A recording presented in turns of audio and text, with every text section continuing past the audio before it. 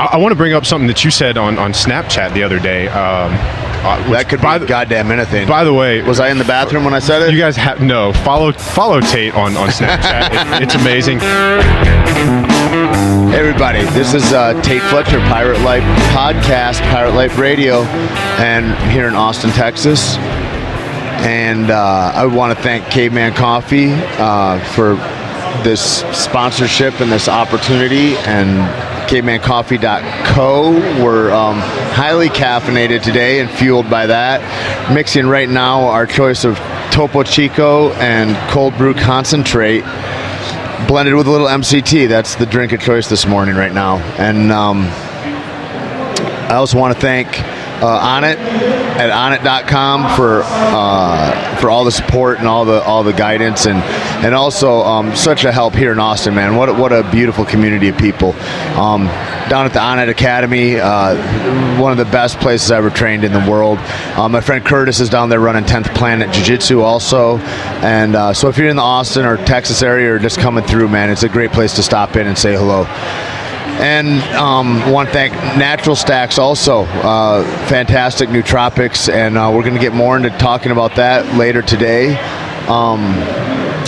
Concrete Cowboy, Austin, Dallas, Houston, and Clutch, also fantastic sponsors and a wonderful place to go if you're looking to relax or change up your head. Go get a bottle and kick back and look at beautiful women.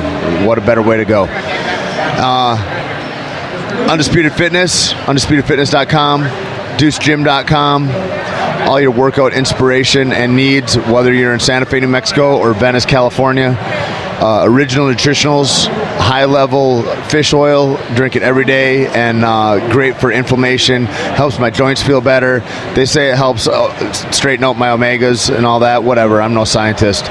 They say it's good for me, but what I do feel is I feel like the lessened inflammation. I feel a lessened sense of restriction in my shoulders, and I'm a guy with some damage in my shoulders. Anyway, not to belabor any of that too much, we got a lot of podcasts going on this weekend, and the big Tait Fletcher, powerful Tait Fletcher is a real alpha male, weightlifter. He's a stuntman, movie star, robust, enthusiastic individual. He's huge, by the way. He's like a monster person. One of the sweetest guys I know. He's bigger than life. Actor, entrepreneur, a fighter, the jiu-jitsu technician. He's also bald and he has all these tattoos. He's just a big fucking man. A man, a myth, a legend. Tait Fletcher. Tait Fletcher. Tait Fletcher. What's up, Tait Fletcher, you bad motherfucker? Tait Fletcher. Tait Fletcher is Tait Fletcher. Teddy bear motherfucking Fletcher, ladies and gentlemen. That's Tait Fletcher, everybody. The great Tait Fletcher. Tait the animal Fletcher. Tait the savage Fletcher. Always moving. There's no stillness with Tait Fletcher. You will find no dust.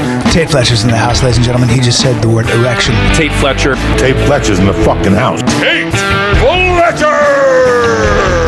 Tait really blasts out some serious hardcore truth bombs, and I think you're really going to enjoy it. I'm here with my friend Ryan Munsey, who is representing Natural Stacks here in Austin. I think with your partners Ben and all those guys are here too. Yeah, Ben and Roy are our co-founders. They're here. Killer, man. Yeah. So been wanting to talk to you for a while. I love all the products I love the most that you guys have are the dopamine is amazing. I take that in the Siltep. And then I take the serotonin, and I'm going to go do a float, I think, tonight. And I'm thinking I'm going to stack. Usually when I go to bed, I take 4 to 6 alpha brains, and then I'll take 3 of those serotonins, and then I'll take magnesium. I drink the probiotic with the magnesium in it, so right. It's got a little bit of sugar, and then I've got the that magnesium hit. I sleep and dream so soundly and beautifully. It's fantastic. Yeah, the prebiotic is so great. Am I doing it right? Yeah, you are. The prebiotic is great before bed. It's a resistant starch, so it's a carbohydrate that resists digestion.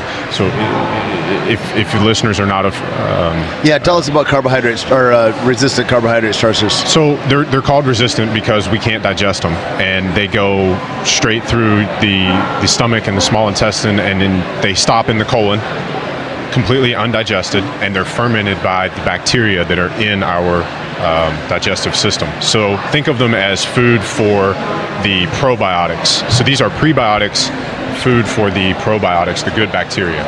So the good bacteria that's already existing in your gut, or should I drink a kombucha with that also? You can definitely drink a kombucha. Maybe you don't have to do it with it, but maybe during the day. Or my favorite way to get prebiotics into my diet is with sauerkraut or fermented vegetables. Right. So I had Mark Sisson on my show, and he and I talked about one of the issues with taking probiotics, and it's that most of them are so delicate they have to be refrigerated. So if you get the high quality ones, you see them in a refrigerated section at a store. And then I throw them in my gym bag, and then they're or even cooked. before they get to you, you don't know.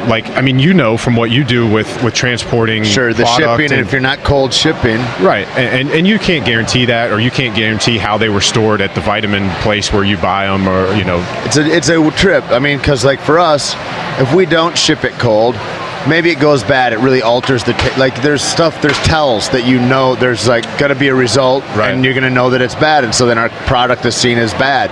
But if I'm taking a capsule, I was just thinking about that, because I buy the acidophilus or whatever at Whole Foods or whatever in the refrigerated section. I would never know. It's not like it tastes different, and I feel like a lot of why I like your products and anything I go through, it's like taking vitamin C or something. You're like, did that make you feel better? I don't know. I'm supposed to take vitamin C, I guess. You know what I mean? Right. It's like you don't... And probiotics are much like that. You have no idea. That bacteria is working in there. You don't have any clue. I think they could be totally bad, and I wouldn't have any idea. Right. And with prebiotic, when I first started taking it, I noticed exactly what you said, and Keith has said the same thing. I got a message from Keith earlier this week where he's taking the MagTech and the serotonin. He's like, man, I'm sleeping so well. It's made a huge difference for him. But with the prebiotic, I noticed that I slept better. It was a deeper sleep. Woke up feeling better. This is all anecdotal, by the way. I fall asleep easier. Yeah. Like I said, I'm not a doctor. I don't know anything, but I know that I fall asleep easier. I don't have my mind's, and I do a little meditation before I go to sleep, but my mind's less racy. Mm-hmm. It's less of what I need to do, and I'm able just to relax into that sleep way easier. Yeah, and you should also notice less. If you have digestive issues or if you have irregular bowel movements, not to get I'm pretty good. Shitty on the I'm Pirate Life I'm really good. But, if somebody is experiencing those issues, the prebiotic resistant starch can help heal your gut because you're providing food for that good bacteria. And so back to how it works, the good bacteria ferments the prebiotic or the resistant starch, and it's the byproduct of that is butyrate, which, as you know from coffee, it is a precursor down that GABA pathway, which promotes relaxation, and that's probably how it helps the increased sleep. And then being in people, it's weird how on fire the ketogenic diet is right now. Right. But I never knew. I've been playing with that since I was on Two Guns. It was the first time I went on. It was the first time I got into butter coffee, right? And so that, and then I went into ketosis for 6 months, and then I figured out why not to be in ketosis for a suspended period of time, or perhaps ways to assuage the downsides, which for me was a spike in cortisol after a while, and then I just was beaten down, beleaguered, and I couldn't get it together. And I called Rob Wolf, and I was like, "Here's what's going on." And he's like, "Dude," he says, "you're big and you work out hard." And he's like, "Why don't you spike up some rice or yams or something, especially after workouts or something like that?" And so I started doing that just 2 days a week, and that made a hell of a difference. I prefer to be in ketosis. I prefer not to have any carbohydrates for pretty much all my week, or sometimes several. But sometimes I won't eat for a day or two. Right. I don't I'm not calorie deficient. I'll have butter and fats and MCT in my. Anyway, but so the butyrate, all that. Now I look at all these brands that people have. I even got hit up by a goddamn multi-level marketing deal the other day about selling some kind of ketogenic. I think I know whatever the butyrate is to help you stay in ketosis or whatever. And I was like, what are all these things? I said, these things are fucking crazy because they now have you're making money off this thing. It's like, just don't eat carbs and you'll go into ketosis, and have high fat and you'll go into ketosis. And And now people are like, no, because if I have some potato chips, I drink this stuff that tastes fucking horrible, and it'll help me stay in ketosis or get into ketosis quicker. And it's weird how people are always looking for a pill of how I don't want to really do the work to it. How can I get around the work and still be in ketosis? Can I take pills and still eat all the potato chips? Can I, Ryan? Tell me. The answer is no. Okay. So, and it's funny, like, as you're talking about this, I mean, my degree is in nutrition. Right. I don't know if you knew that, but this is something that's been, I guess, it's close to my heart, and it has been for 10 years. So, no, I think as a society, we're always looking for the easy way, right? We want to be able to take the pill and not have to do the work. Yeah, I don't want to change my diet and be disciplined. Right. I have to be disciplined. So I have that's to what do the the trip work. was about all these things. I was like, wow. And even MLMs have caught on, which are generally cancer of society. If you're in one, stop being a jackass and really be about some shit. Well said. But yeah, and it's interesting what you found with the carbohydrates. And I think I want to bring up something that you said on Snapchat the other day. That could be goddamn anything. By the way, was I in the bathroom when I said it? You guys follow Tait on Snapchat. It's amazing. But you said something about fitness models, right? And you were like, why do we have fitness models, right? But I got to thinking about it, and I think that speaks to how in our society today we want to. Everything has to be differentiated. It's like, tell me everything I need to know about you before I lose attention. So it's like, right. You don't just eat healthy. You eat paleo, keto. Right. And like that's, so this isn't about modeling or fitness modeling, but we put all of these qualifying words on things so that we need a category. Yeah, everything has to be categorized for our society. It's weird when we even ask each other what we are racially. Like, because people then they're like, well, what are you? What is your background or whatever? And it's kind of like, if you were to give a comprehensive view of your genealogy, what would we all really be in a way? You know what I mean? I'm sure you get that question a lot. Like, you have a kind of a swirly look. I've got characteristics. Yeah, people are like, are you Arabic, Samoan, mulatto? Like there's all that. Yeah. So I'm like, I play a lot of different roles. I've been a Mexican gangbanger, and I've been a Nazi skinhead. but back to the carbohydrate thing. So I think the idea is for this ancestral way, for the paleo, primal, whatever qualifier you want to put on it, we want to find that minimal effective dose of carbohydrates. And I think the more frequently and the more intensely we train, the higher that minimum effective dose is, right? So that's what, when you went straight keto, that's what Rob was trying to tell me. Exactly. And I think if you look at, and my point with what your comment was, and we're saying the same thing. Like, you're saying, well, why do we have to have all these labels and stuff? And my thing has always been, look for the similarities. Success leaves footprints.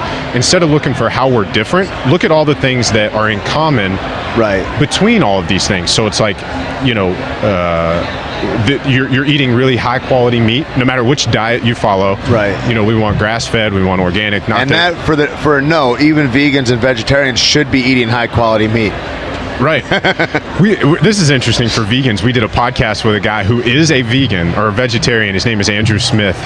He wrote the article. I don't know if anybody saw it, but it went viral a couple of weeks ago, and it was why it's actually impossible to be a vegetarian. Oh, I saw that. We had him on the podcast. I interviewed him. Really cool dude. Because Rob reposted that a bit, and it talks about his kids, and they went camping or something like that, and or maybe this was a different one. Different guy. That was written by a woman. Yeah. So, and she went out and she was talking about, the blood of the animals, like all the it's and even like decay if they die, they decay, they feed the soil, the plants pull nutrients from the soil, and we don't do that much anymore. And so now you're leading into more like, let's all have the Sahara Desert and we'll just make it hydroponic, even though we're all in a drought. Like, you don't have any nutrients in our soil, and that's a whole nother rabbit hole. To finish your thought. Yeah. So it's you look for the similarities. So whether it's paleo, primal, bulletproof, whatever diet you want to follow, and it's high fat, it's moderate protein, high quality protein. No matter what your That's food is. That's a huge point too, is because you don't need as much. Like I remember, you're a kid and you're going up and you're like, what's the good shit? Oh, Flex Wheeler does this or whatever, right? And they're talking Flex Wheeler is synthesizing protein at a rate that the average person is not. So you read all that stuff, and then all those guys, now that I know some of the guys that are in the supplement business, I'm like, you tricky bastards. Right. First with your half-filled carton, and now, like, you don't really need 0.75 grams of protein per pound of body weight. What I found when I was in a ketogenic was having, people are like, oh, you just eat a lot of protein and fat. I'm like, I mostly just eat fat, and I get it through butter or MCT, and then I eat a little bit of protein, and I was bigger and leaner than I'd ever been when I was really strict. And I mean, I was into bodybuilding. I was a model. I was a fitness model. So even then, I ate really high protein and measured everything, was really strict, and it ran my life. And I think that has shaped me on the other side of this, saying, all right, I've got to get back to balance. The pendulum swings, and now we find this balance point of like. Do you still have body dysmorphia? No, and I think look, I like Mark Sisson said it best. Like, I want to look good naked. I'm not gonna hide that. Yeah, vanity is part of the conversation, y'all. But let's be honest about that. But it's not like I no longer define myself by my body fat percentage. Right. And I'm not if I have 45 grams. Striations in my delt aren't looking right, bro. I don't know. Right. So if it's I used to obsess about a sweet potato, like exactly how many carbs are in this. Is it 30? Is it 35? He was a fucking bodybuilder, and he's like, dude, I had an ice cube. When he'd get close to a show, he's like, and then I would suck on that ice cube, and I could suck half of it, and then I would put it back in there real careful, and then I would come get the rest later. I'm like, it's like the worst kind of dieting I'd ever heard of. And I've done bad dieting before for wrestling tournaments and shit, but like, okay, that's a different level. Yeah, to me, that's no way to go through life. No. And it's finding this balance point. It's your diet, your fitness, however you eat, however you train, it has to enhance your life outside of the gym, outside of the kitchen. It has to fit in with it. And who are you outside of the thing? I think is the real thing. I mean, it's like I found that fighting, and you didn't find it until you get a reflection from stopping that. Who are you if you weren't this? Right. And who are you if you didn't have 200,000 Instagram followers and a picture of your favorite tanning oil and you're some girl? Like and so it's emptiness is really what's behind all that stuff. And so like that thing about like who am I outside of my diet or this thing that I do is like those are such important questions that are really super, maybe the only valuable questions that we have. I think, and that's one of the things that has drawn me to you and hopefully you to me and to what we're doing is that, we see, it's what we do is, as far as businesses, our products are designed to help people live that life outside of, the gym or their diet or whatever. We want to enhance the way people feel, the way people can do. You guys, I don't want to call you nomads, but you guys are on the go all the time. You're doing cool shit. You're with cool people, and we're making products to help fuel that and help you recover, help you do more of that cool stuff, because that's what life is all about. Right? And I think more and more we're getting like, I remember hearing the term holistic when I was a kid, and it was an idea more than an actualized value that people had. People knew the idea of what it meant, but very few people really live that kind of life. You get one job, you have that job for the rest of your life and all that. And now it's like you better be valuable and useful in a lot of different realms and always be eager to learn, even if you're in the same realm, because being a doctor in 1986 is different than a doctor in 96 and different than a doctor in 2006. Yeah, and now it's even, and that's different than a doctor in 2010. The time's getting shorter where new information is coming to light. And so that holistic thing is like, and you look at our physiology and how spiritual and emotional components are so intertwined with our physicality, and we are this singular unit. And so how are you, like, nobody's talking about gut brain 5 years ago. No. There's all that kind of stuff. Brings me to another question that keeps popping in my head that I want to ask you about and have wanted to for a while.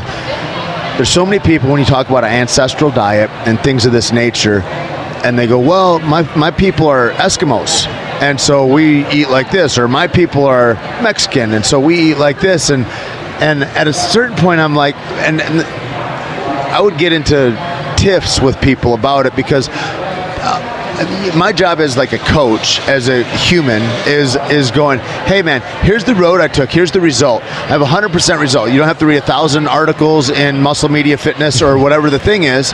This I know this is to be true. This is factual. Right. I've done it through my own life. I can show you exactly how to get the body you want. Like, I know that. And that's something that nobody was telling me. Like, I found that out. Like, nobody's telling anybody that. But now we know these things. So then So as a coach, your job is kind of, I believe, to remove the can'ts from people's mind, right? They go, well, I couldn't do that, or I got kids, so I can't, or everybody's got their reasons, right? And reasons are just excuses, and excuses don't ever get the job done. So you're either a guy that gets the job done, or you're a guy that can't, and you're never really gonna succeed to the optimal potential. You'll be able to live and survive, and you've got a great life, and God bless you, but you're not gonna ever optimize yourself. You're not ever going to get to a point where this is like the highest vibration that I can reach. There's living and surviving, and there's excelling. And I'd like to be exceptional, and I'd like all of us to be exceptional, because the more exceptional you are, the more exceptional I get. That idea of high tides raise all ships. Anyway, back to this thing. Is there? I got to recognize too that I don't know. And so is there validity to going, yeah, if your people are Bushmen out of Africa, you've got a different metabolic construct than the guy that was Swedish, or that, you know, so the ketogenic diet's not necessarily for everybody, because I know people that really perform well on high carbohydrate diets and low fat diets. So is that a thing, or what's going on, or are people then at risk? Because I also, with high carbohydrates, I don't do well with. Right. I get sleepy, and also I could for sure get super fat, and I could easily get diabetic. But I know skinny guys that have gotten type 2 diabetes also, because they're really sugar burners. Right. So can you? That's a lot of questions in there, but can you speak to that at all? All right. I want to cover all of that. All right, good. But I want to go back to what you were saying about can't, because I used to own House of Strength Gym. I no longer have the gym, but when I did, we had a rule. You were not allowed to say, I can't. And I got to do a Seal Fit 20X Kokoro. It was the first one outside of Coronado with the Seal Fit guys. And one of the behavior modification therapies is what I call it, but we had to do no-handed burpees if we messed up. Anything we messed up. How many would you have to do? Till they said stop. I mean, this was. I mean, It's a real thing. I'm gonna tell you, like, at the end of that thing, I mean, I had cuts and raw spots in places that who knows. How's the top of my forearm raw? Yeah. Well, I mean, we were doing no-handed burpees on concrete. Okay. So, I mean, imagine that. God, when you said it at first, I imagined you in the sand. Well, we did them in the sand. We did more them unforgiving on cement. We did them on concrete, on the sand. We did them in the surf. By the end of the day, we were no longer allowed to drop to our knees. We had to belly flop on the sand. Point is, I took that back to the gym, and we had a rule. You're not allowed to say I can't. And if you did, everybody in the gym had to do 10 no-handed burpees. Yeah, I don't care if you don't want to do it. I don't care about any of that. But don't tell me you can't, because that's a lie. So tell me you won't. Tell me you're not willing to. That's exactly right, because I got that from John Carlton, who told a story that really saying I can't is saying I won't do what is necessary, or I'm not willing to do what is necessary to make that happen. Yep, that's right, man. It's like if I said I'm never going to play, or I can't play the guitar as well as insert your favorite guitarist. Right. It's not that you can't, it's that you're not willing to do what that person did to get there. Yeah. And that's a huge thing. I did a course with Tim Kennedy a little while ago, this sheepdog response, which was rad, and like you get a lot of varying high performing and low performing people that are coming to take the course. And Tim is a specimen of American manhood, and he is very viable in every scenario that you can imagine. Right. And I said, I hope that nobody goes from here and takes it away. And Tim just got done with, he just finished speaking about what his schedule was. I do yoga in the morning, and then I go to boxing, and then I wrestle, and then I go do weight training, and then I get some food, and then maybe I'll go for a light jog or a sauna. And then he talks about the next day, and they're all very filled days, Right. And he's also writing. He's got 3 different companies. He does a lot. He's got full-time jobs also.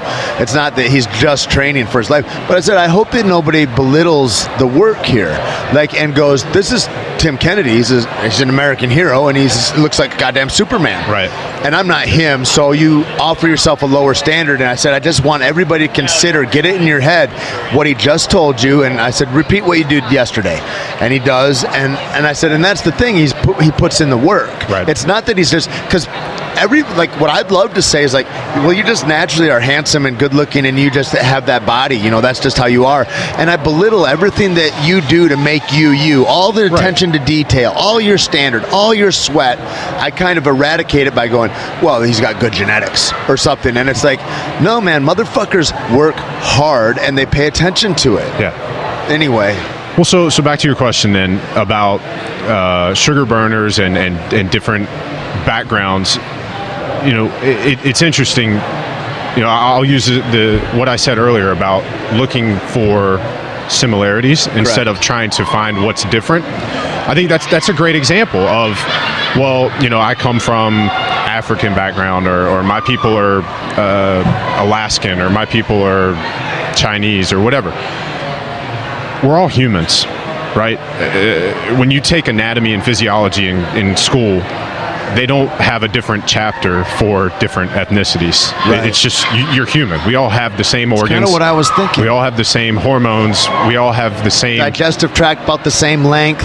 Insulin secretes from the pancreas in you as it does in me, as it does in Kareem Abdul-Jabbar. Right. Now, that being said, we all are individuals. Like when we talk about nootropics, we all have the same chemicals in our brain, but in varying levels. I may have more dopamine naturally than you do.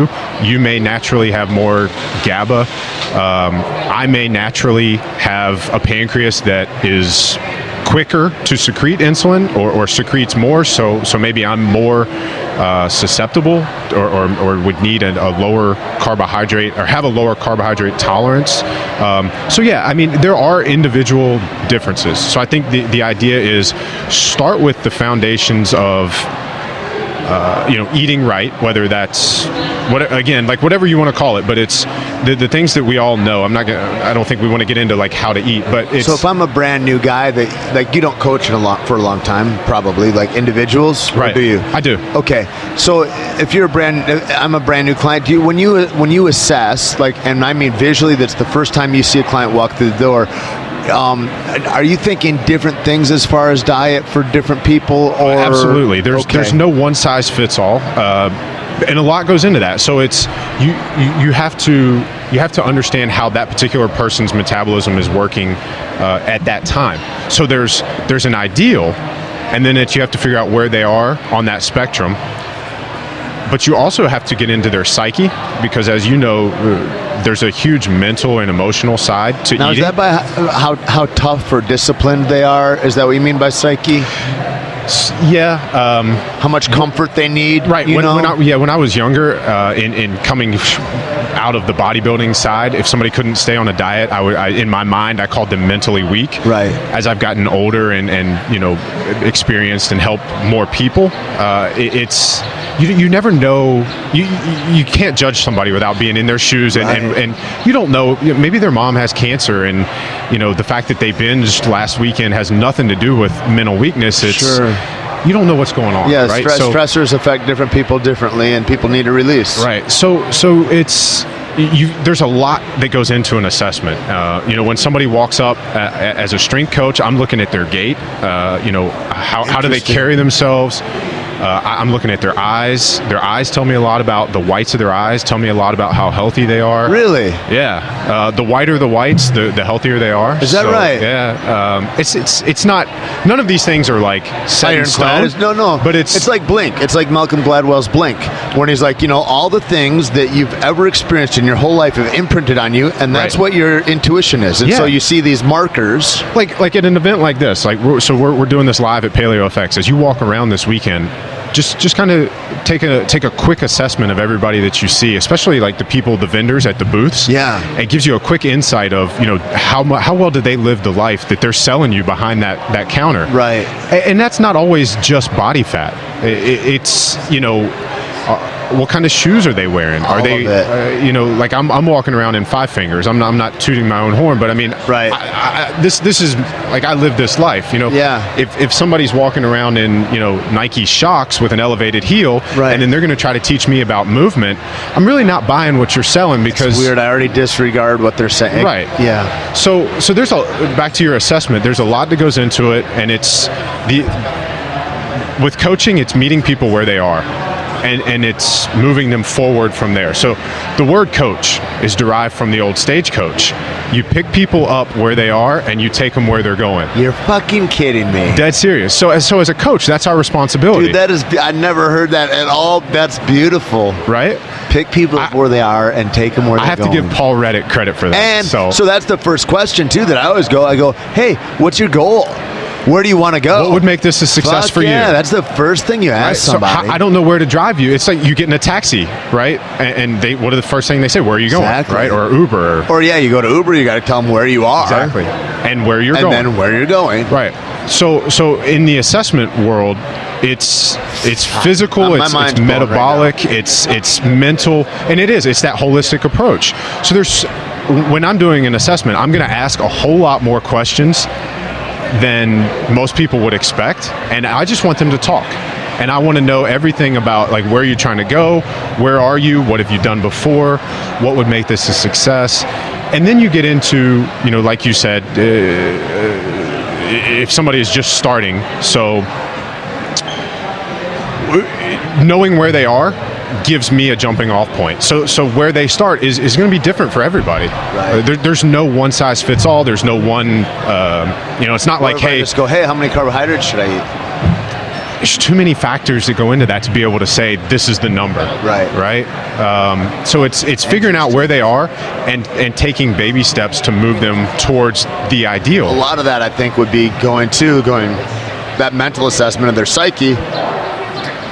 How disciplined are you? 100% guy? Can you do it 100%? Because if I prescribe you a ketogenic diet, right, and you don't do 100%, it's not called a ketogenic diet anymore. And you're going to say, oh, well, the ketogenic diet doesn't work. This is bullshit. I felt like shit. And it's we not. Don't have good true markers. We're not honest anymore. Exactly. We might as well have said I can't. So that's another part that goes into the assessment is, where are you on that scale of it's a spectrum of intensity. Do you want to be the guy like Galileo looking through a telescope staring at the sun? To me, that's the person who's the most, if you want to call it dedicated or disciplined or intense. I think passionate about the deal. Yeah, I mean, I don't want it to come across as being judgmental, because it's like, look, if you're happy where you are, if what you're doing works for you, then great, do it. I'm not going to, like when we walk around these events, it drives me crazy when we see a nut butter and they've added sugar into it. I know. For a lot of people, that's okay. But for me, I'm much closer to that higher intensity of like, I'll stare at the sun and on the spectrum. That's like our product here. I mean, people are like, well, so what's in there? And I'm like, just water and coffee, and then this one has MCT in it. And they're like, no sweeteners or anything like that. And I go, no, man. It's like you can't. It's because somebody said, I tried a cold brew and it had all this stuff in it. And I go, I know why they do that. It's like, they're lazy companies. Right. And they go, well, I can't do shipping. Shipping is hard because I can't refrigerate it. If it's a perishable item, it's more expensive, so I'll make it an unperishable item by adding sugar to it, and then that will take place of pasteurizing it, and then I can send it off. And also, I disrespect all the customers because I'm like, well, coffee's kind of bitter and this and that, and so it's not really a good product. I want it to appeal to more people, so I'll make it sweet. Everybody likes sweet, and so now you brought cancer into your product, and you're at a natural foods thing. What the fuck? Yeah, and that's you saw the waiver that companies had to fill out to get here with all the things that couldn't be in it. Right. I think sugar should have been on that list. There's a bottled butter coffee here, and I think that's enough to identify who they are. I'm not going to say who they are, but there's sugar in it, and I mean, I'm not going to touch that shit. Yeah. But there are some people that are okay with that. I saw one and it has butter in it and it's cold, and I'm like, how do they pull that off without it coagulating? Yeah, like what's going on there? That would be interesting to find out. I'm going, I can't believe it's not butter, or what happens, because butter has properties in nature that occurred. Anyway, I was wondering if you knew. Yeah, I don't know. I'm not familiar with that one. I'll check it out this weekend. Anyway. Yeah. So when you got with Natural Stacks, I want to talk about those products. You've got products that are boldly written as dopamine, serotonin. Those are the names of products. Now it's kind of a misnomer because those aren't really what the products are, right? But it sure jolts you into thinking that. And I'm certainly going to say that shit works on those agonists, whatever that looks like. That is a thing that has. It's not. I wouldn't say it's bullshit, but it's not the thing that it's printed on the label. So what was the thinking behind how we're going to market and produce this and all that? And, that's part of our brain food line. And as I was saying earlier, there are 4 main neurotransmitters, and they are dopamine, serotonin, GABA, and acetylcholine. Each neurotransmitter has a different role and responsibility. There are other neurotransmitters, but those are the 4 that we'll focus on. And eventually we'll have all 4 of those out, so we'll have the complete product line. We have dopamine and serotonin out, and a lot of times we'll just say, like in conversation like this, I'll say dopamine or serotonin, but the product is actually serotonin brain food or dopamine brain food. And with the entire brain food line, our goal is, and as a company, our whole goal is to provide your body the raw materials it needs for the biosynthesis of whatever you're trying to achieve. So with serotonin brain food, and with dopamine brain food, the entire brain food line, the idea is that we are providing vitamins, amino acids, minerals that are precursors and substrates in that reaction. So we're giving your body the raw materials that are involved with, if you looked at an anatomy textbook or a physiology textbook and you saw the metabolic process for synthesizing these neurotransmitters, we're giving the precursors and the substrates involved. I know only a little bit about precursors because of pro-hormones. Right. Back in the day, those were popular. So like, I guess the easiest way would be like, oversimplification would be if your body makes a brick wall out of bricks, we're giving you the bricks.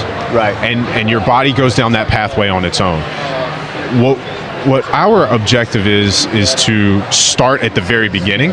So like with serotonin brain food, for example, we use tryptophan instead of melatonin because melatonin is a few steps down that pathway.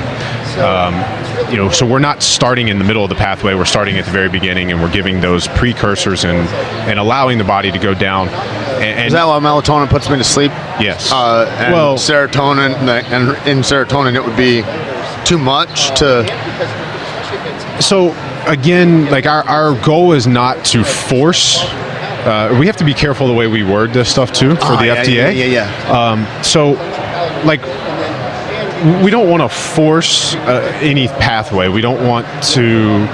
We can't prove that there's no downregulation of that hormone, but there's a reason people don't take melatonin every night. If you have to take melatonin every night, you've got an issue. Yep. So our products are designed to be able to be used daily. Oh, cool. That was my next question. Because we're not forcing those pathways. We're providing everything in our products you could get from food.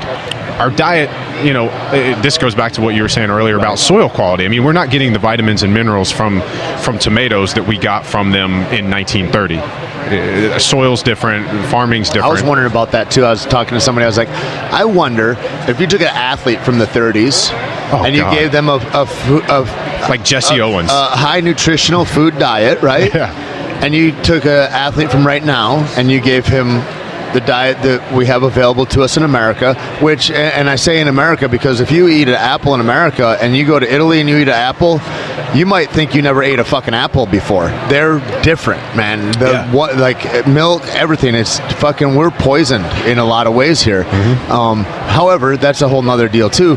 But my idea was would the athlete of today need anabolic steroids just to be able to compete with the athlete of the 30s or something like that, because his food would be so nutritionally diminished, right? And the athlete in the early days enriched. Like it's a masturbatory conversation in my head, but it's like it'd be interesting to see. It has some credence. I mean, there's something to that. Yeah. I forget who the guy is, but he did an article on Babe Ruth, and he really looked into comparing eras in baseball, and all of the outfield fences were significantly farther away when Babe Ruth played. Like I forget the numbers, so if you're a baseball fan and I say the wrong numbers, don't crucify me, but like center field today may be like 405, and I think when he played in his home stadium, Yankee Stadium at the time, it was like almost 500 feet. Right. And, the guy did some numbers, and he would have hit like 100 home runs in that season that he ended up hitting 60 had he played on a field with the same dimensions as today's fields. So, it would be interesting to put them, like, superimpose them and see what happens. Right. I guess when you say that about your products, or and where on the pathway it starts, I was thinking about when you mentioned melatonin. It's kind of like if melatonin affects you, sleep is kind of unavoidable. You're gonna be there. Right. Serotonin I can take in the middle of the day and just be more relaxed, but not be fatigued and tired. When I say I take it at night, I certainly don't want to convey that in some way it puts me to sleep. Maybe that's the difference with what position on the pathway you start at. Well, so serotonin is a neurotransmitter that's present at all times. Whether you take serotonin brain food right now or not, if we were to do, take samples of our brain, like you and I both have it present right now. We both have dopamine present right now, varying levels. Serotonin is a non-drowsy formula, so I think maybe that's what we're trying to convey. And so it's kind of like the chill pill.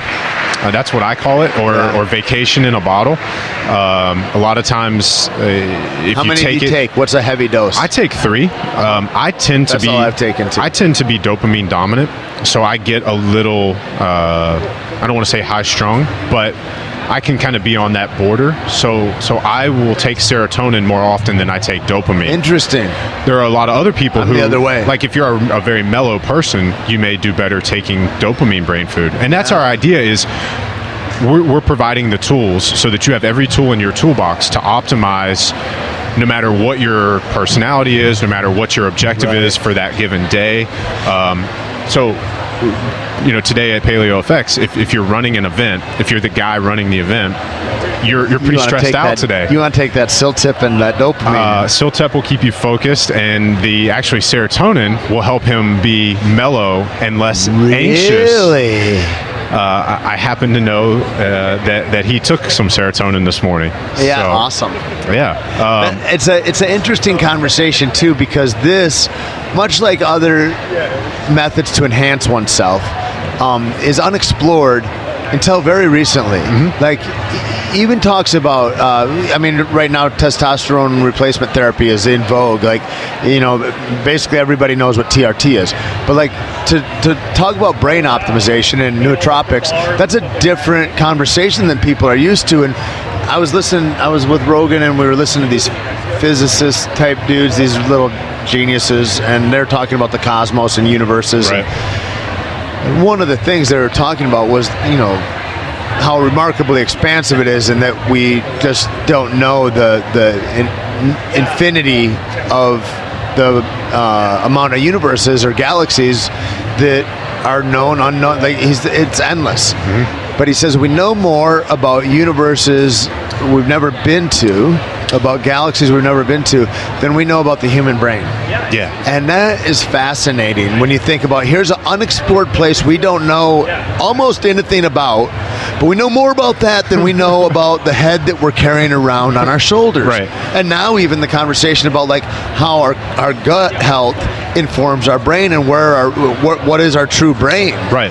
Which is fucking fascinating. Yeah, and on that note, there's recent research. It was published in I think Cell, the journal Cell, and up to 90% of our serotonin is produced in our digestive tract, in our gut. So, and I think, and that's the thing that fascinates us, is that I come from an athletic background. You come from athletics. So it's been ingrained in us that mental toughness and how important the mind is to success. You hear all the greats talk about it. Michael Jordan, Arnold talked about visualization. Tiger Woods, before he went off a cliff, was indomitable. I mean, he had this crazy belief that he was going to succeed. and whatchamacallit, the first guy in the UFC that I really heard talking about that kind of stuff, who had a psychologist that helped him, was George, and St. Pierre went deeply into it and about how that kind of coaching was important. And some guys were, it's the same as like you see in the military or everything else. If you need help like that, then you're weak or there's something wrong. And George, I think, proved all that conversation to be hooey. But even think about like Navy SEALs. What sets them apart? Their toughness, mental toughness, and I think that's what it's crazy. This is what we're starting to see. You watch where guys dig in there. It's like you're going to start to see that cognitive enhancement is going to be the new performance enhancement through all sports. We're already starting to see a lot of athletes play with nootropics. What do you think about the legality therein?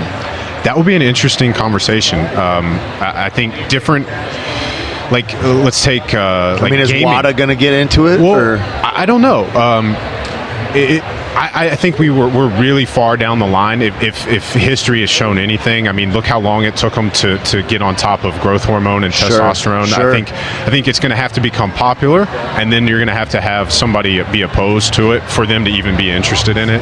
So you're going to have a chess master just smash everybody else, and they're like, no, this is his dirty secret. Yeah, and so here's something interesting. The Martin Jacobson won the World Series of Poker in 2014 using Siltup. Right. So he's one of our guys, and he loves Siltup, and so for something like poker where you got to sit at the main table for that long and stay focused. Motorsports is something like if you got to sit in a race car and drive 200 miles an hour for 5 hours. I think that's an untapped area. I think where you really see that in a fight, I bring it up all the time, is Carlos Condit versus Nick Diaz. And Carlos, who is just savage and usually just finishes super quickly. He's a highly aggressive fighter. And they go, well, this is a 5-round fight because they just changed the fights. It wasn't a championship fight, but it was the main event on the card, and so they changed the main events to 5 rounds. And he goes, we're going to have to go 5 rounds, and you have to win the rounds. When you start going in 5-round fights, you got to win the rounds. And that was the game plan, is just stick and move, kind of old school game plan. Right. And to see the kind of mental effectiveness, the acuity that Carlos had to have, because if you're going to go out there and go, come on, bro, let's just get it, and that's a different. You don't have to have any kind of mental discipline in that way, except just being tough. I'm going to go through the brick wall. Right. But to have the thing where I'm going to reel back my natural instinct and I'm going to move instead of getting sucked into a slugfest.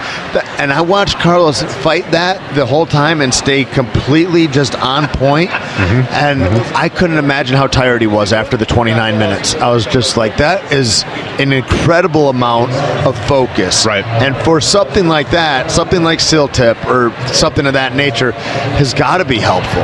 It has to be. And this, the higher up you go in any sport, the less margin there is between people physically. Sure. So like if you look at high school, high school sports, you can dominate just because you're a better athlete. Right. Same thing, college, you see it a little bit less, but you still see it. When you get to the pros, everybody was. If you're running back, you're built like this. They were the greatest guys at their high school, the greatest guys at their college, whether it's baseball, UFC, football, no matter what it is. We're seeing it in CrossFit right now. Yeah, I was just talking to Roy McKernan, and he's been around for a long time. And we used to see, like 5 years ago, we saw Spieler at 143 pounds or something, and he's tied for 5th place with Jason Klippa, who's 230 or whatever at the time. And now the sweet spot guys are 203 pounds at the top and 174 at the bottom or something like that. It's like it's getting more and more, and you can't be just tough anymore. You have to be genetically predisposed to being great at that thing.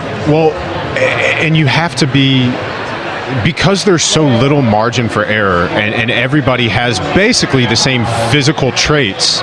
That's where the mind is going to make all the difference, and the mind in the moment, but also the mind through your entire preparation, your off season. I mean, you mentioned a guy like GSP, well known for covering all of his bases in training, for being focused in the moment, in the octagon, but also in every training session and at the dinner table and in all aspects of his life.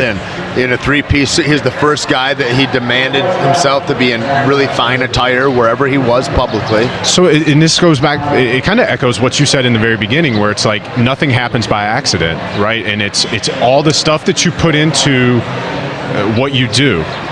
The other thing I was going to ask you about, because dopamine, it's like it's the happy juice in your body, right? That's the feel good stuff. Yeah, the biological role of dopamine is your brain secretes it when you do something that has a beneficial result. So from a survival instinct, it propelled us to build shelters and kill animals and. Little kids, when they get the puzzle right and dad says, "Oh, really good job," they're like, "That felt good. I'm going to make more puzzles." Yeah. So it's like a positive reinforcement in your body. We had Dr. Merzenich on, who is from Brain HQ. He's the neuroplasticity guy. He was on our podcast. He calls dopamine the replay button. Right. So yeah, it's kind of like that motivation thing. So it's what if somebody's kind of lethargic, doesn't want to get off the couch, and it gives you positive reinforcement to do the right thing. Yeah, you need that person would need more dopamine. So with that too, I've been having this conversation a little bit lately, that happiness is kind of like that Tim Kennedy thing where it's like, I'm just physically predisposed to this, or Tim is, and so that's why I'll be less or whatever. People think that about, and that's a lie we've covered, but like people think that about happiness as well. They think that some people, they go, oh, that guy's just happy, he's just always in a good mood or whatever. And it's they think that happiness is not something that you train. I mean, people that are happy, that are in positive, they train that. Like, for me, like, to me, I would, if somebody asked me, I'd be like, I'm kind of depressive and self-centered, and I live in a dark place. But that's not true in a way.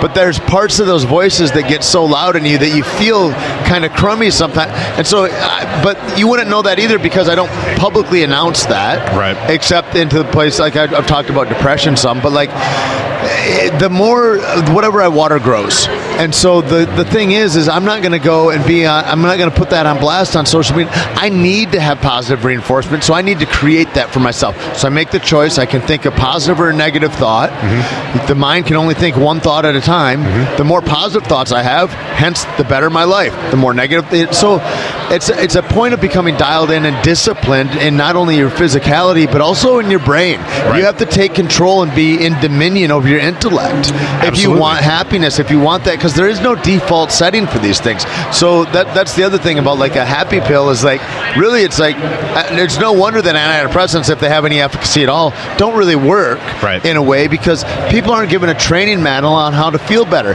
No doctor, no psychiatrist before they prescribe is like, well, what's your diet like? Are you sugar heavy? Because that can make mood imbalances. Exactly. Like that's the biggest drug that we take is sugar. Nobody talks about it. Right. Well, I think the medical industry is broken. That could be 6 other podcasts that we could do. But doctors want to treat with pills and prescriptions, and but to the point of what you're saying with happiness, there was a round table that had Marcus Luttrell from Lone Survivor and a couple other people, and they were talking about happiness, and they were talking about the origins of the word again, and kind of like coach, but happiness and happy is really about being able to pursue something that brings you meaning or purpose. And if you're actively pursuing that, you're living an authentic life or a purposeful life, it's hard to not be happy. So that's something too. I keep thinking about Marcus Luttrell saying that, like, and what he'd gone through, like the arduous, like, and if you don't know, please don't just watch the movie, but listen to his lectures, read his book. It's in every sense of the word, awesome and remarkable, and those words get used a lot incorrectly. That would not be the incorrect usage. What he did was it was an astounding feat, which you go, why would you do that? Why would you not just quit? And it's amazing. That speaks to what we mentioned earlier, the mental toughness of Navy SEALs, and I mean just his human spirit. But and also his happiness of having something to strive for. And happiness is a choice. And so what you're saying is, and it's, you said something earlier that stood out to me where you said vibrating on this higher level. So I'm curious to know, have you read Power versus Force? Are you familiar with David Hawkins? No, you got to read that book. So he's I guess he's either a PhD or an MD. David Hawkins, Power versus Force. Got a goddamn list of books in my phone, Ryan. So he talks about different words are related to vibrating at higher levels. Okay. And he's done some calibrations. Those guys are interesting to me. Yeah, he is. They're He like, does. I want to vibrate anger, and I want to see if I can mark that on a chronometer. But the point is, What's the name of the book? David Hawkins. power versus force. Power Versus force. And the point here is that once you've been exposed to this, once you've been exposed to the fact that you have a choice on how and where you vibrate and what energy you put out into the world, it's hard to actively choose, or it takes a really shitty person to actively choose to vibrate at a low level, or to put negativity out to there. not operate very highly today. Yeah. Right? Like, who wakes up and says, you know what, I'm going to be a dick today. Yeah. I'm going to be negative, and Yeah, I think that piece about accountability. Once we become accountable, that's your choices. You know, they talk about, you know, the road gets narrower as you evolve, right? But the horizon gets broader. Yeah. And like I used to puzzle on what that might mean, but that's kind of a thing. Yeah. You know, is that like, yeah, man, you because you become dialed in. Right. You have standards, and that etches out a lot of stuff that used to be choices that you would make. And so now when you go, I'm completely accountable and responsible to my life. Mm-hmm. Well, man, it gets easier. It does. It really does. People think having standards makes it harder. So it's funny. That's crazy. I just listened to Extreme Ownership from Jocko Willink. Oh, I haven't read that either. That's gotta on my get list. that one. Yeah. That one's awesome. Yeah. But he has a quote in there. Another Navy SEAL. Do you notice a pattern? Right. I'm obsessed with those guys. But what did he says?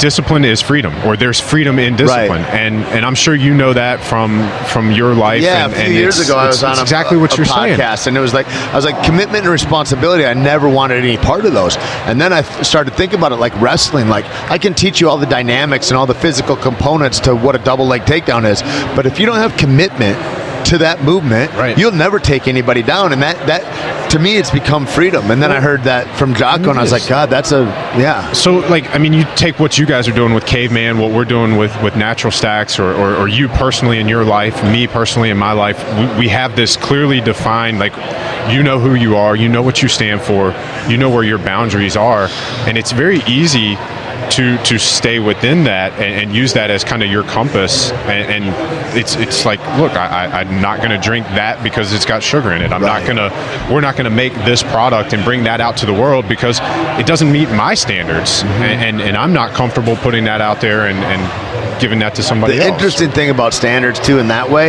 is once you have them for yourself, other people always got something to say about, like, I was like, no, I'm not doing that because it gives you cancer. They want to argue with me that Diet Coke doesn't give you cancer. I'm like, it says it contains carcinogens right on the goddamn can. Like, I'm like, what? They're like, well, we don't really know. What? Wait, what? I'm just telling you what my choice is. Why are you arguing with me? Right. Because you want me to sink to your level, you cocksucker.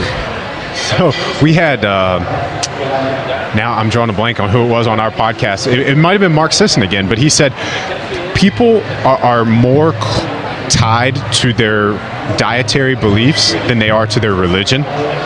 So you get a lot of backlash when you say things like that about food choices, and I mean you're attacking someone's values and beliefs. Yeah. So even if they ask you about it, right? I've had guys. There was a guy that used to work out at the gym I was at, and he said, and it was at a time I was strict paleo.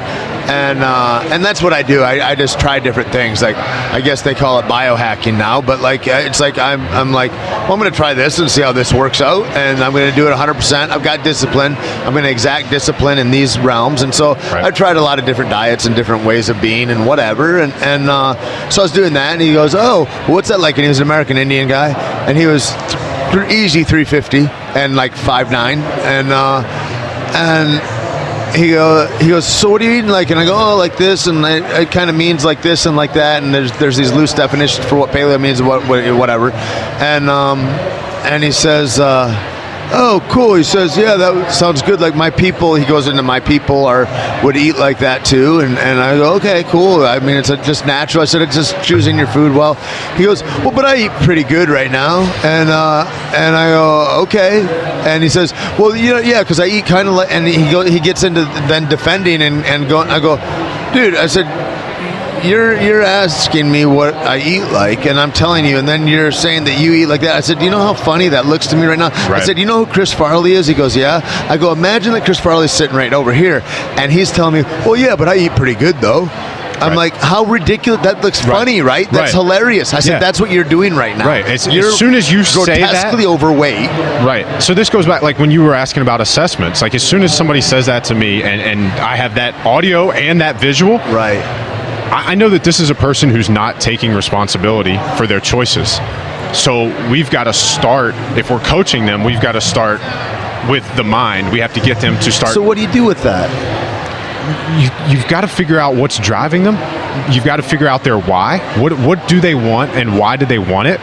And if you can get them connected to that anchor, then that will be something that is strong enough to help them overcome any instantaneous urge or do you think it's important to show them that they're a liar? Because he's lying when he says I eat pretty good. You have to be careful. Let's define pretty good. You have to be careful about it, and with you have to know who you're talking to. So like if it was you, right? If you came to me and I'm like, I can call Tait out. I can say, Tait, you're full of shit. And stop lying to yourself. Okay, I see where you're right. Yeah. So you have to know that individual, and you have to know, like, as a coach, you talk to everybody differently. If I have a high school athlete, right, I'm coaching a male high school athlete, I'm going to coach completely different than a 35-year-old female or a 50-year-old male, or even a high school female athlete. Right. So you have to know them as an individual, and I guess that goes back to meeting them where they are. But then, do you want to? Okay, if you can't talk to the guy and go, you're lying right now, and you're not. If you can't talk to him, can you help him? I mean, is it worth your time? Because you're probably not going to find success with that guy because he's not really committed to success. And you can't help somebody that doesn't want help. Go, good luck, brother. Right. You can't help. You can lead a horse to water. You can't make them drink. Right. You can't help somebody if they don't want help. But at the same time, deep down, if he's asking, he's curious. Right. He wants help. You've got to. There's something subpar. Like you wouldn't be asking me if you didn't care. Right.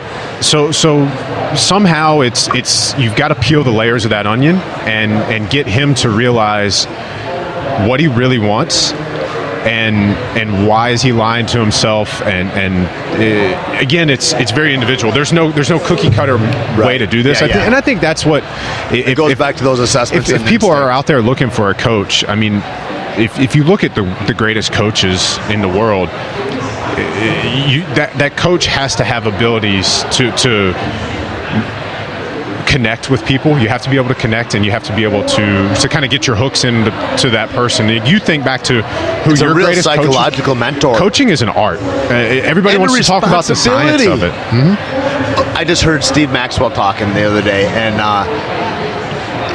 famous through Maxercise and through big kettlebell guy, and then one of the toughest jiu-jitsu schools out there back in the day anyway when I was competing. Anyway, and he said he's like 60 or 65 maybe, and he carries everything in a backpack like he's that guy, right? Yeah. And so, but he's like, everybody's a coach nowadays. He goes, if you're 22 and a coach, fuck off. Go get yourself a life and fucking come see me when you're 45 and you've walked a road. Right. Like you don't know anything until you've I've got a coach at my gym, and he's just turned 21. He's had 2 major surgeries, one a knee and then another on his shoulder. But and he's been with us since he was 14 years old. And Luis has an empathy, and which I think is a huge characteristic of being a coach. You have to really be in somebody's shoes with them. Right. And then he's also traversed that road where he's like, maybe this is career ending, and maybe I'm not going to move well ever again, and et cetera, et cetera. And he's gotten mentally tough through that. Without those situations, he wouldn't be a coach at my gym. Without his hardships, and so what do you think about that, about experience, about people just going in? Because everybody, like, you're like out of high school and you're like, I was an athlete then, and like maybe I'll just lift some weights, and I could maybe go, and my mom's friend wants me to help her working out, and what, $25 an hour, cool, okay, or whatever. Like, what do you think about that whole phenomenon? It's kind of like a fitness model in this day and age. It drives me crazy. Like I said earlier, my degree is in food science and human nutrition. I went to school for this shit. Wheezy also just got out. He's like a physiology major of some kind. Also. So like when I get on Instagram and I see, like you said, some chick who has 20 million followers just because all she ever does is post pictures in yoga pants and a sports bra, and she happens to have nice abs and fake tits. Right. Now everybody, God bless you out there. Everybody's going to follow that person and think that they're a fitness expert. And then their boyfriend whispers in their ear, "Hey, you could be a nutrition coach, right? Because you look great." And then they start believing the hype, and they're making tons of money. And it's like that they're not a coach, and they don't know what they're talking about. You mentioned multi-level marketing stuff. Yeah. Like that's another one that drives me crazy. Like through the gym, I saw so many people who came to me as the expert or came to the gym, and then they came to the expert wanting a job. Well, no. Like they became members. Oh, okay. Like wanting coaching, right? Yep. And then a year later, they're selling Advocare. Like they know how to help somebody eat, and it's like. So those, like between social media and multi-level marketing things, I as a person who went to college for nutrition, I completely empathize with Steve's comments and frustrations on how easy it is to become a so-called expert these days. You just say you are. I mean, it's that thing, the problem, confidence without merit. Yeah. People that have a ton of confidence, but they haven't walked any road, they have zero substance, right. It reminds me, too, my partner, Keith, who ought to be here shortly, but he says a lot, he's like, there's always an easy road and a hard road. Mm-hmm. Like, and we learn a lot of stuff through combat, but like in fights, there's an easy way and a hard way. Like the easy way is like, I could lay here and the ref is going to come in and he'll stop this in a second. Or it's like, you know what? I'm going to get up to my elbow. I'm going to post on my hand. I'm going to get it. And that's a harder road. It's always the right way. And whatever that is, whatever that getting up is in your life, that's always the right way, is going to be harder. And so this way of like, what's the easy way to make some money or to become a coach, or like, it's like, you got to go live a life, man. Just go get interested in living a life and broadening your character. And then if you have something to share later, that's what a coach is. It was somebody with something to share. Yeah. Not somebody with guesswork. Well, and I'll say two things on that. One, if you look around at all the greatest coaches, very few of them are young. Very few of them became famous or got that platform through either social media or something, something that it doesn't deserve merit, right?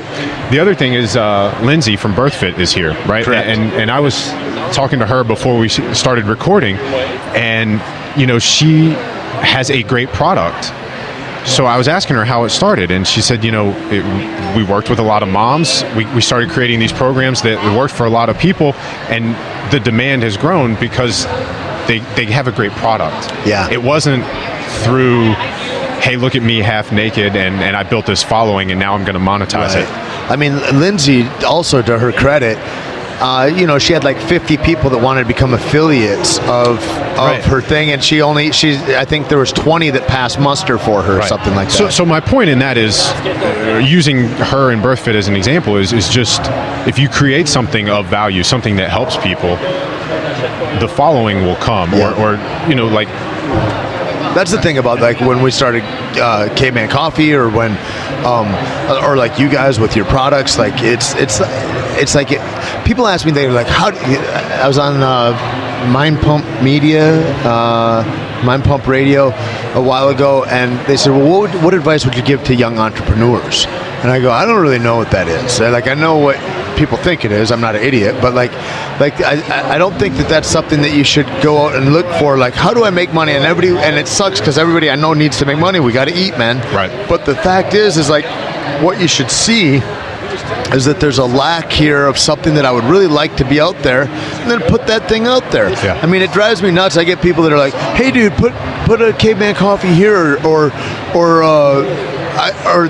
my friend started Tempest Free Running, and Tempest Free Running is the best parkour guys in the world. They're really fucking fantastic. And so if I posted a video of all these young kids doing, they had a summer program for like 8 and 9 year olds. It's awesome. These little kids in the back, like, it's really incredible. That's cool. And then people would post underneath, and I shouldn't read any comments on the internet, I suppose, but they're like, because even stuff that is like, it's got no edge on it all. Where was this when we were kids? Or like it reeks of sour grapes to me. And it's like, fuck you. And where are you right now that you know that it exists, that you're not trying to help it in your community? Right. And so I would say that to entrepreneurs. Find something that is a lack in your community, right, and go ahead and put that out there. And if you see something you're like, I wish I had that when I was a kid, or I wish I had that right now, make that shit happen. That's the job, man, is to make something better. Because the thing is like when you're talking about bodybuilding nutrition versus you're trying to help other people in nutrition, right, it's selfish and looking into oneself. And whenever I'm looking into myself and I'm going, dude, I remember working a door. I was in a nightclub and I'm working a door and I'm like, I need more money, man. I need more money. I'm barely making it. And then I was sitting, and it was a couple nights later or whatever, and my boss is talking to her girlfriend, and she's going, man, I hope that this next party goes off next weekend, because I don't know if we're going to make the rent or whatever, And I was like, ooh, my boss is in trouble financially. And I go, Jesus. I need to make her more money. Also, an altruistic self-interest. I won't have a job if she doesn't. And so when I made it my interest to make her life better, right, my life got better. Yeah. And I think that's the thing, whether we're talking about our diet or when I get interested in others, that's where the verve, that's the stuff. And so if you want to be an entrepreneur, where can you make life better for everybody, man? Exactly. Don't think of a new widget. No. Think of fucking how to improve people around you, improve your community, because that's what the world needs. The world doesn't need another widget. Right. Well, Zach Evanesh, I'm not sure if you know him. Dude, I did a great, there's a great episode of Pirate Life that we did with Zach. I'll have to go back and listen to it. Fuck, he's phenomenal. Zach's the man. When I got to do SEAL Fit, it was a team of 7 of us. I had to drag his ass through the sand. That's a thick boy. Yeah. So, God, he's a good guy. But Zach always says, if you want to make more money, help more people. Yep. And that's so true. Like, if you're an entrepreneur, and like you're saying, it's interesting. This could be a business podcast, but sure, the way the world is going, everything is being dematerialized. The barrier to entry for anything is lower now than it ever has been. So I think that facilitates the previous question about how easy it is for somebody to become a so-called expert. Right. Like, I can go from zero to business owner in whatever field I want in a week, and I can label myself an expert. Right or wrong. But everybody has this unique thing that they can bring to the world, and if you figure out what that is for yourself and you put it out there and you do it in a way that improves other people's lives, the money will come. I agree. And there's a kid that works in our warehouse, and he was asking me, he says, hey, do you know anybody that's got side jobs or something? I need to make some extra money. And I go, I'll ask around, I know some people, but even that, like the hustle, and that's another issue. Like, a lot of people don't want to hustle and do that work. Well, so that's a kid that works 40 hours a week that's willing to work another 30. You got to have dope, and he's young. He's like 19 years old, and he's in that mind space, which is beautiful. But I go, the thing I think you do is you make yourself, because I thought about it, then I came back to him, I was like, that's not a good answer. I'll look around like that it is, but I go, I want to give him a better answer, and I don't know if he heard it because he can hear different things at different times, but I said, I think that what's important is that you become useful. And when I started looking at myself and I go, I want to be more useful in all different situations, and part of that was you better be more presentable. Tuck your shirt in. smile, look people in the eye. I said, so I started there, I guess. And then grow a sweet ass beard and mustache. well, and then it's like take care of my physicality. Right. If I'm sloppy and kind of fat, people don't respect that as much, whether good or bad or vanity or this. They just don't. If you're not looking as good as you can look, you're not regarded in the same way as somebody else, and you'll make less money. Right. So that was the other thing. And then I got into martial arts and I started doing that. And then wow, a whole nother industry opened up and I became useful at that. And then I became really specialized in a thing. And so the more useful I became, that I made my vessel, more things became available for me, and then my life became more interesting, and right. like et cetera, one begets the next. Right. Fill that toolbox with tools that you can use in any situation to help as many people as possible. And like you said, useful is a great thing. Like that's a great word for it. And the more you can contribute, the more people will want to be around you. The more people will want to pay for what you have, or and you're not only valuable to you, and you have value in your own personal, you become valuable to the universe, which, like, that's the thing, is how do I serve the greatest good of the greatest people, you know? And it's like you were saying earlier, you know, we know more about these universes that we don't, like, when you think about that, like, how scary is that to think, to me, maybe it doesn't scare other people, but it's really terrifying to me to think about the vastness and the sheer size of all of these universes, and how insignificant I am and you are. So crazy. And it's like, how can you know that and then go through life consumed like with thinking about yourself or even Donald Trump or whatever? None of it matters. No. I mean, when you're looking at it like that, I look at death, man. I've been excited about dying since I was a little kid. Really? I'm just fucking fascinated, and I kind of can't wait.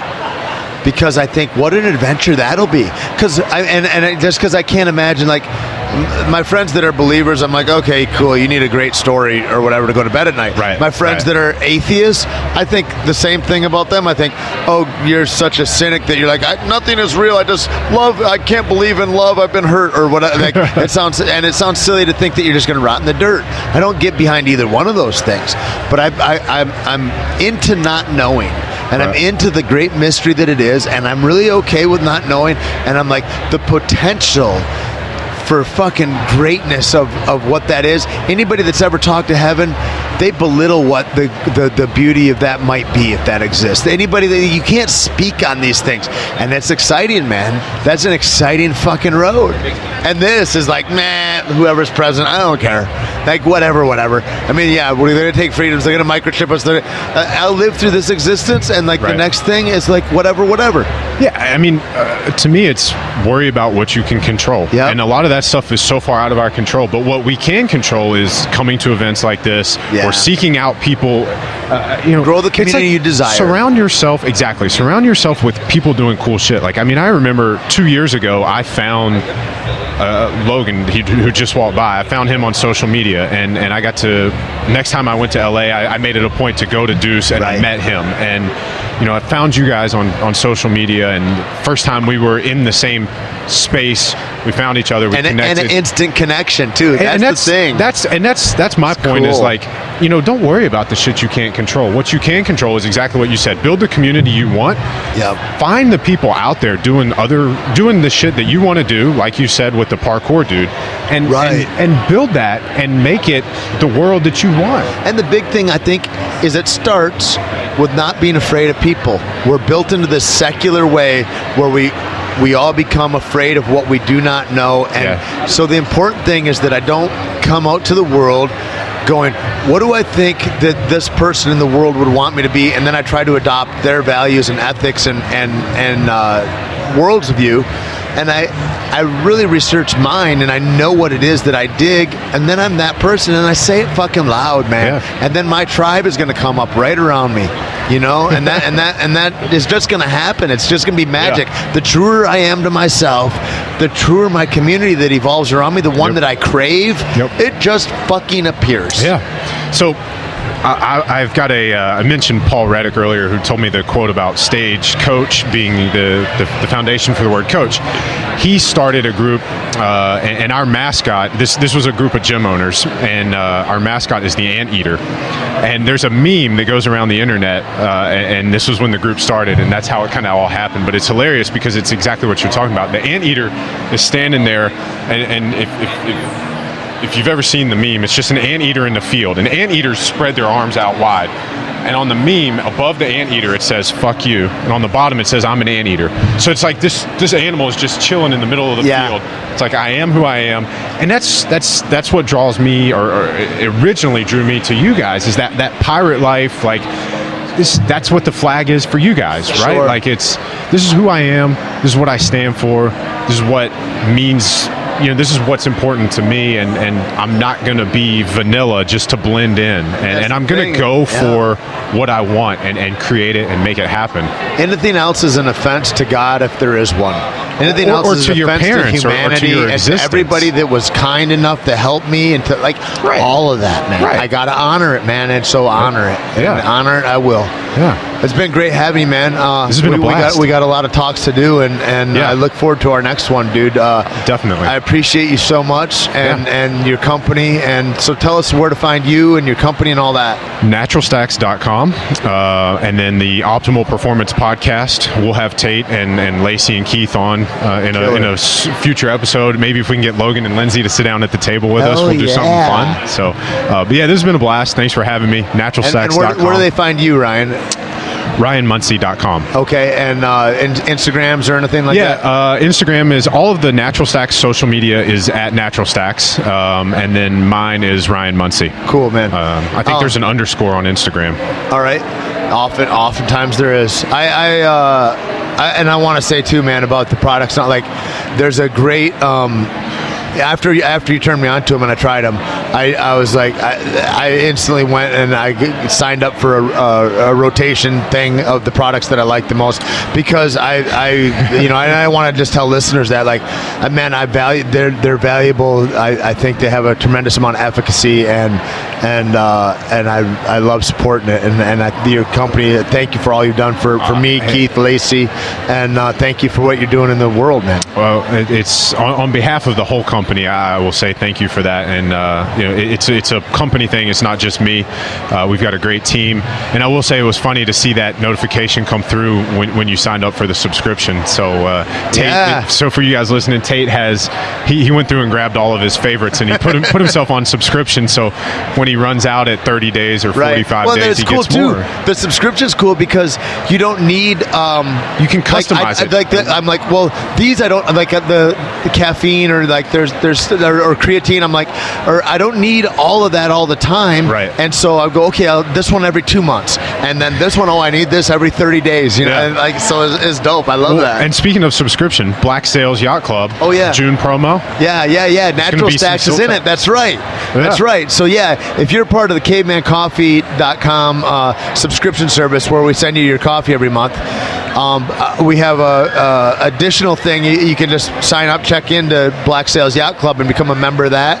And what we do with that is we take people that we think have great companies and great products and are putting great stuff into the world, and we just, if they have sample packs or whatever, we add those into your subscription. So check it out, because Natural Stacks is featured for all of June. So coming up in your subscriptions, you're going to get a taste of it. And so this is a really apropos, I didn't even think of that, podcast. As I don't plan things turn out awesome. And you can find me at Tait Fletcher, taitimusmaximus on Snapchat. And enjoy the goddamn day, y'all. I know I'm gonna. Thanks so much for listening.